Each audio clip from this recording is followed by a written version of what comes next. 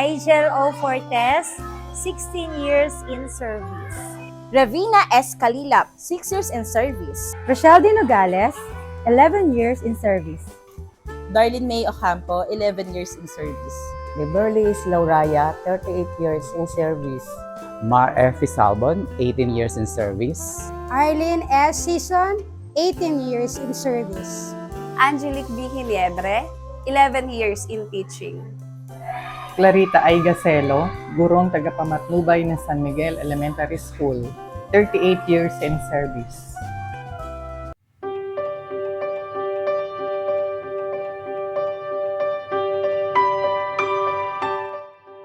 Bakit ba ako naging guro?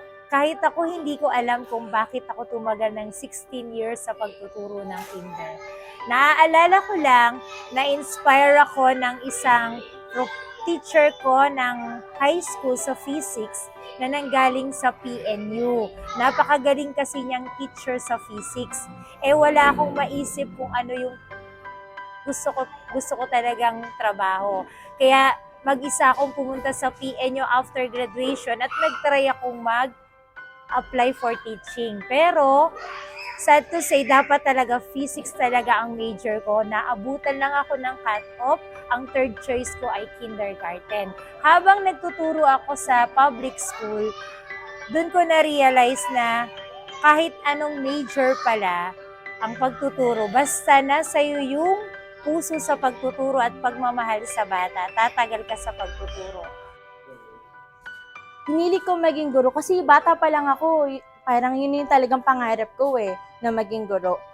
Siyempre, habang paglaki ko, talagang sinikap ko na maging guro.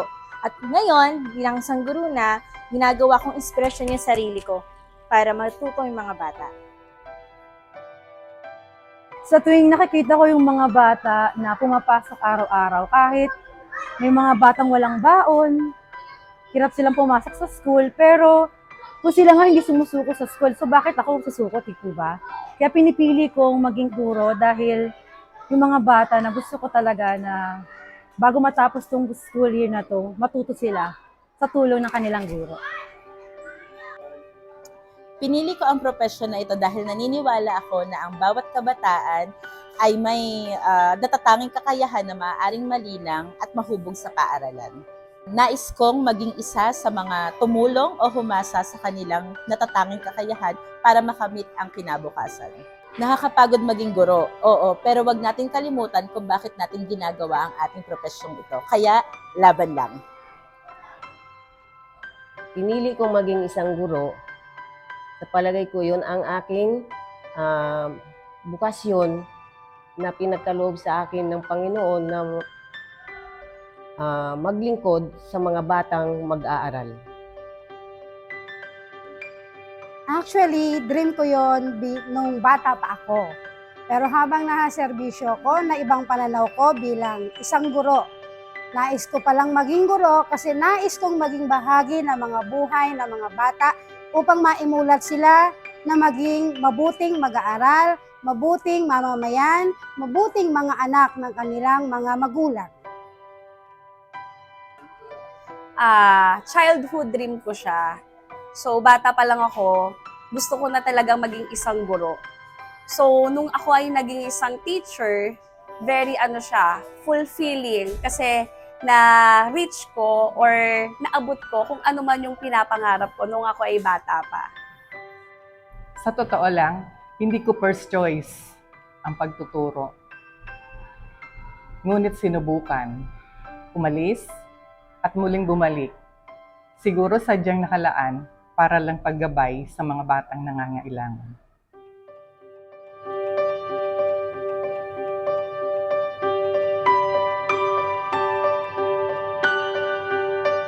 Para po sa mga gustong maguro, isipin po munang maigi kung talagang yun yung tatahakin yung trabaho at propesyon dahil hindi po biro ang pagiging guro.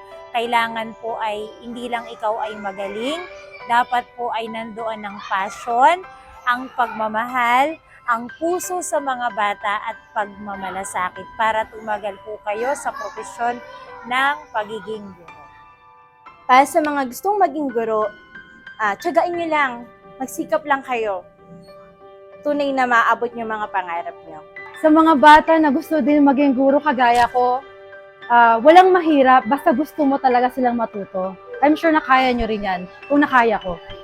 Ang sabi ng iba, pinakamadali daw yung maging guro. Pero siguro, mensahe ko sa mga gustong maging guro, ito yung pinakamahirap na profesyon. Kaya kailangan kapag pinasok mo to, wag nating kalimutan na maging buo ang damdamin natin sa pagharap sa mga bata araw-araw kahit na meron tayong pinagdadaanan sa ating buhay. Ayun. Ang mensahe ko sa mga bagong guro ay kailangan maging masipag, matiisin at matyaga sa mga batang pinaglilingkuran nila. Sa mga gustong maging guro sa susunod na panahon, ang masasabi ko lang ay diretso, mahabang pasensya, harapin ang mga hamon sa buhay, kung ano man ito, lahat ng ito ay masusolusyonan.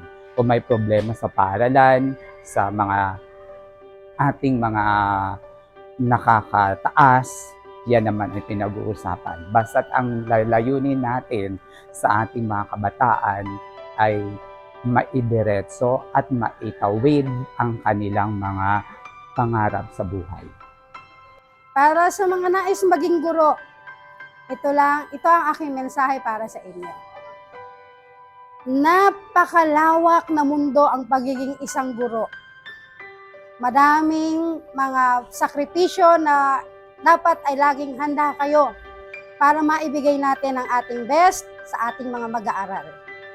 Mensahe sa mga future na gustong maging guro is kailangan habaan ang pasensya kasi ang pagtuturo hindi lang basta magtuturo ng mga bata, kundi ikaw din ang magiging daan upang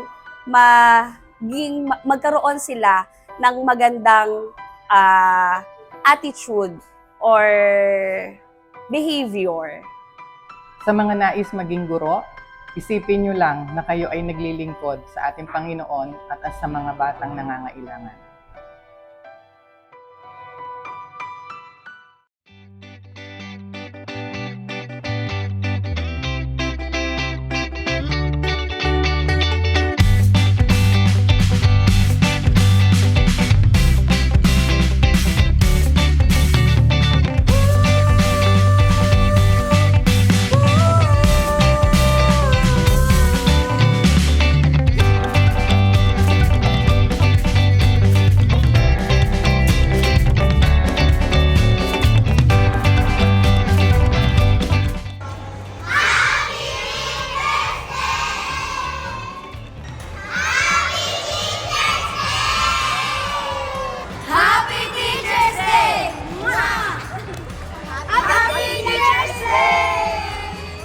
San Miguel Elementary School teachers, you're great.